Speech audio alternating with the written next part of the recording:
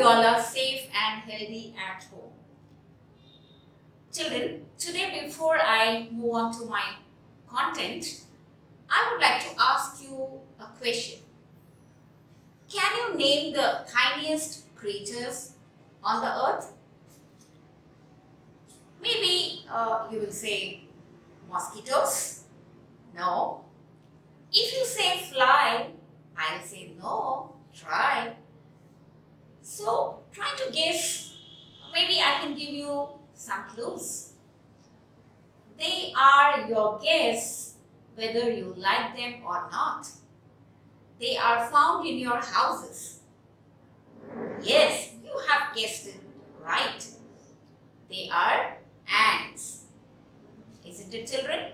Ants, red and black, move around your surroundings and also in your house, and especially when you have sweets at home.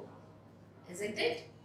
So children, I'm sure you might have observed ants, their activities.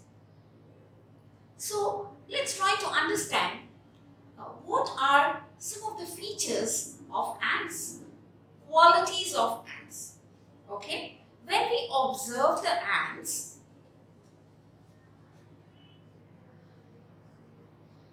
we find them intelligent,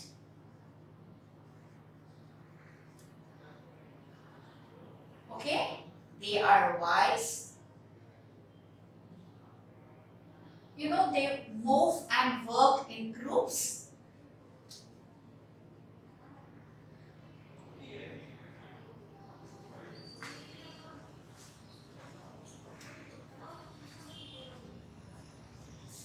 They help each other.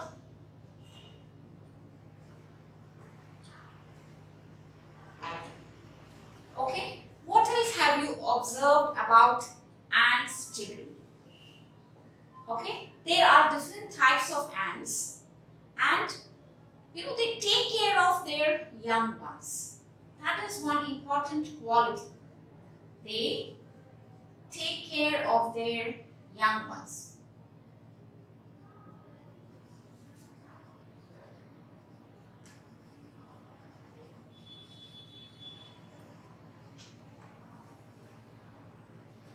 Okay, so these are some of the qualities you might have observed in ants.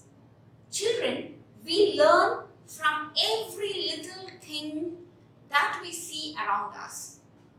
Okay, you do go to school and learn a lot from your teachers. It is not that only teachers teach you in the class and you learn from your teacher. You learn so much from the nature. You learn so much from plants, animals, insects, and even the tiniest creature, the ants. Therefore, the ants are also our teacher as they teach us a lot. Children, we must learn from each and everything around us. And the process of learning goes on and on. We keep learning from each other. So today, let's try to learn the first lesson of your supplementary text, The Tiny Teacher.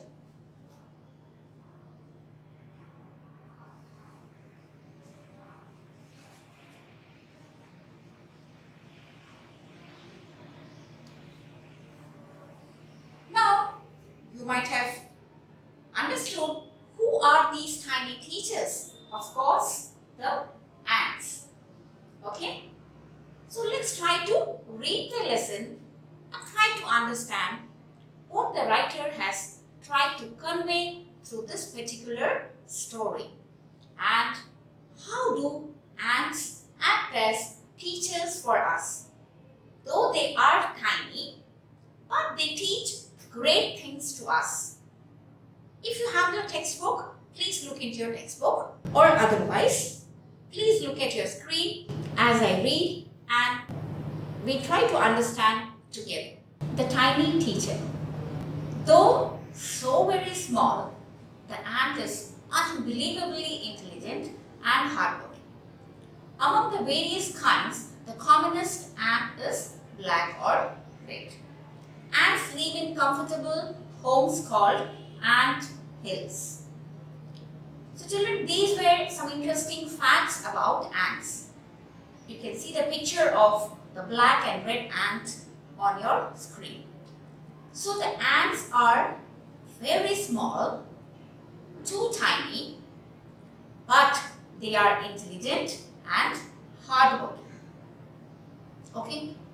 So to the list of qualities about ants, we do add the quality of, hard work. You might have seen ants moving in rows. They keep on moving, collecting food, continuously they keep moving on and on and on, and they do work really hard. Okay? And the common, kinds of ants are the black and the red ones. And ants live in ant hills. Name the smallest insect you have seen and the wisest. Is it the fly? No, it isn't. Is it the mosquito? No, not the mosquito. Then it must be the worm. You see around you a lot of tiny worms. No, none of these. It is the ant. The commonest, the smallest, but the wisest insect. The story of an ant's life sounds almost untrue. But people have kept ants as pets. Can you believe this, children? Keeping ants as pets. It sounds so untrue. The story of ants' life, is strange for us. It's unbelievable. Okay? And people have watched their daily behavior very closely. So we know a number of facts about this tiny, hardworking and intelligent creature. An ant uses its feelers or antennae to talk to other ants by passing messages through them. Watch a row of ants moving up or down the wall. Each ant greets all the other coming from the opposite direction by touching their feelers. Now children, you can look into the picture, ants moving in rows. If you observe them, you will feel that they use their feelers or antennae to talk to each other. Okay, when they pass each other, they do talk to each other with the help of their feelers or antennae. And they pass messages. Okay, and they greet each other. Okay, by touching their feelers. Isn't it interesting, children? They pass messages, they greet each other like we human beings do. Isn't it? There are many kinds of ants. The commonest among them are the black or red ones. We have seen them since we were children, but haven't paid enough attention to them. Where do they live? In their comfortable homes called nests or ant hills. The homes where ants live are called ant hills. Each has hundreds of little rooms and passages. In some of these rooms, the queen ant lays eggs. Others are nurseries for the young ones called grubs. So the young ones of ants are called grubs. Now, the ants have hundreds of rooms, children. Okay, and the queen ant lays eggs, and the rest of them are nurseries for the young ones called grubs. They take care of their young ones, as I had told you. You might have read about the life cycle of butterfly in your science. So in the same way, try to understand the life cycle of ants. What are the functions of different kinds of ants? Now the queen lays eggs and the other ants, they act as nurseries for the young ones or the grubs. They take care of the young ones. Now the next category of ants are the workers. The workers have their reserved quarters. They spend most of their time searching for food. Now the queen lays eggs. Okay, the other ants are nurseries. Now there are worker ants, and these ants, they keep searching for food. They keep moving in search of food. Some rooms serve as storehouses for this food. So these worker ants, they collect food and they store it in their rooms, small rooms. So some rooms are for storing food. Now the next type of ants are the soldiers.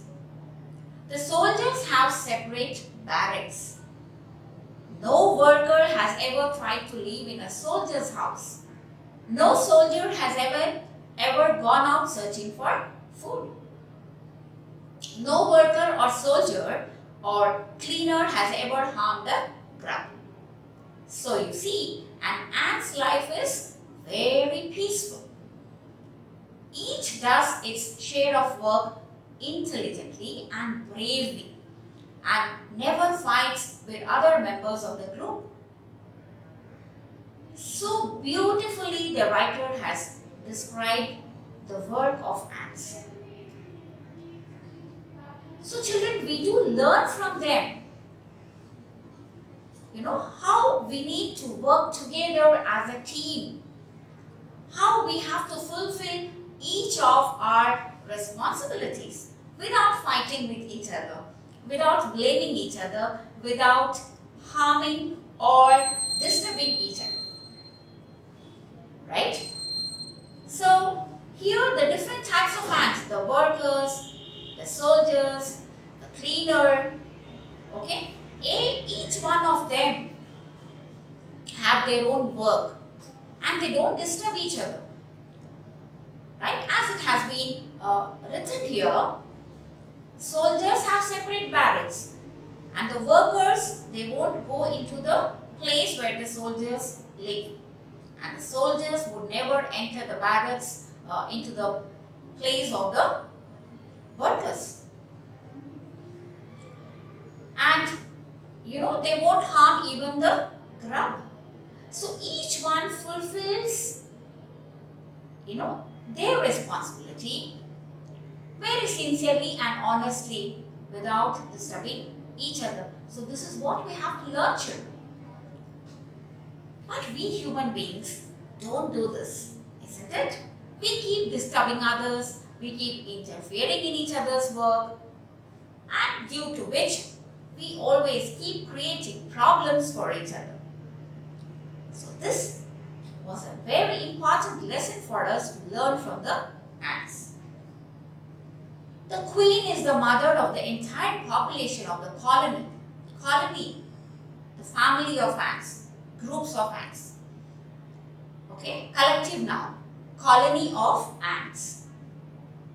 It lives for about 15 years. It has a pair of wings but bites them off after its wedding flight. This flight takes place on a hot summer day. The queen leaves the nest and goes out to meet a male ant or drone high up on the air. On its return to earth, it gets rid of its wings and then does nothing but lay eggs. So in this paragraph, children, the queen ant has been described. The queen is the mother of the entire colony of ants. And like a mother, it fulfills its duties and it lives for 15 years. And it has a pair of wings, but once the queen ant meets a male ant, as you learn about the life cycle of ants, you try to understand. And then once the queen ant returns back to the earth, it bites the wings off. And then the duty of the queen ant is just to lay eggs. Eggs hatch and grubs come out. Once these eggs are hatched, small ants, grubs, they come out. And soldiers guard them. Now see children how the other ants take care of the young ones. When small tiny ants, the grubs, come out of the eggs, the soldiers guard them and the workers feed them. They give them food, they clean them and also carry them about daily for airing, exercise and sunshine, because the tiny ants won't be able to move the small ants which have just come out of the eggs. So these workers, they help them, they give them food, they carry them out into the air, they help them do exercise and get sunshine. 2 or 3 weeks later, the grubs become cocoons and lie without food or activity for 3 weeks more. So these grubs, they develop into cocoons and they remain without any activity or food for 3 weeks more. Then the cocoons break and perfect ants appear out from them. Now it's time for teaching and training. Once the ants, starts growing, so the other ants, they train them, they teach them. Okay? New ants learn their duties from old ants as workers, soldiers, builders, cleaners, etc. After a few weeks training, the small ants are ready to go out into the big world of work. So, these different ants, the workers, the soldiers, the builders, the cleaners, all of them have their own responsibilities and they train the young ones, the grubs, to take their own responsibility as they grow up. And they help them to go out into the world of work. Once these grubs are trained, these young ones of ants are trained, they go out and they are also ready to take their responsibilities. Now, an anthill. Now let's try to understand what is an anthill. An anthill is a home not only for ants. Isn't it interesting? But also for some other creatures, beetles, lesser breeds of ants and the green fly. So children, look at the hospitality of ants. They allow other creatures also to come and stay in their anthills. Now why do they do so? Why do ants want these alien creatures to live in their nests? There are many reasons for this. Some give off a smell pleasant to the ants' senses. The smell which they require to sense that they get from these creatures. Others give sweet juices, and some are just pets or playthings like cats and dogs to human beings. Like human beings have pets, cats and dogs around them. So these ants also have these creatures in their nests, some of them as pets. The green fly is like the ant's cow. What do we get from cow, children? We do get milk, and human beings milk the cow, isn't it? Now, the green fly is like the ant's cow. How is it possible? The green fly, gives a honeydew. It's like milk. So the ants are trained, they train, the ants train these pets or this green fly to give honeydew, which is like milk. And with a touch of their antennae, these ants, they milk out the green fly. They milk it just like we milk the cow. So, you might have understood, children, how these alien creatures help these ants and how the ants, get advantage from them. Even some of them are kept as pets. Now, since we have learned so many things about ants, their life, have human beings learned as much as ants have? The ants have learned so many things, children. They are intelligent, they are brave, they are clever, they are hardworking, they are wise. They do their work without disturbing others. They have learned so many things. But have we human beings learned what we are supposed to have learned? They may still learn a few things from this tiny teacher.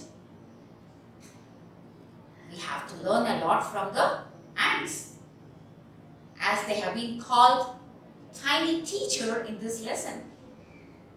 The name of the lesson itself is the tiny teacher. Okay? Now what else we need to learn, children, from these ants? Hard work, sense of duty and discipline, cleanliness, care for the young ones, and above all, a firm loyalty to the land where they live. So I hope, children, you have understood a lot about ants, their qualities, their life, and the lessons they teach us.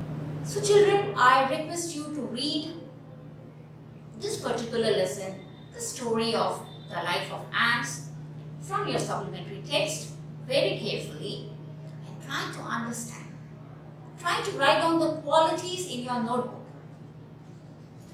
And also try to understand what message the writer has tried to give us through the life of ants. And as I told you in the beginning, we do learn a lot from ants, and they are our teachers, the tiny teachers. And try to understand the qualities too. Some of the qualities we have already tried to write down here. So even we can write some more: hard work. We can add to our list. Okay? They are responsible. Okay? They work without disturbing others.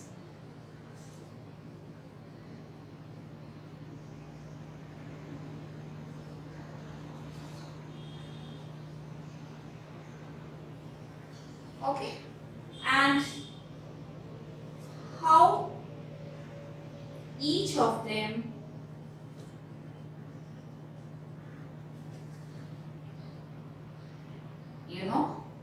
you can say support each other.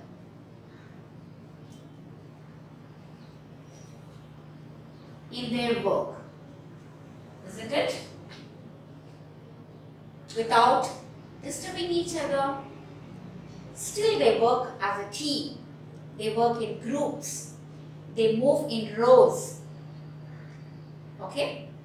And we also have learned that the ants do learn. They keep learning. That is why they have been called intelligent, clever, wise. Isn't it? I hope, children, you have understood about the tiny teacher, the ants, and I hope you will try to adopt and implement these qualities in your life too. So in the next class, I'll meet you with a new topic. Until then, take care. Bye-bye.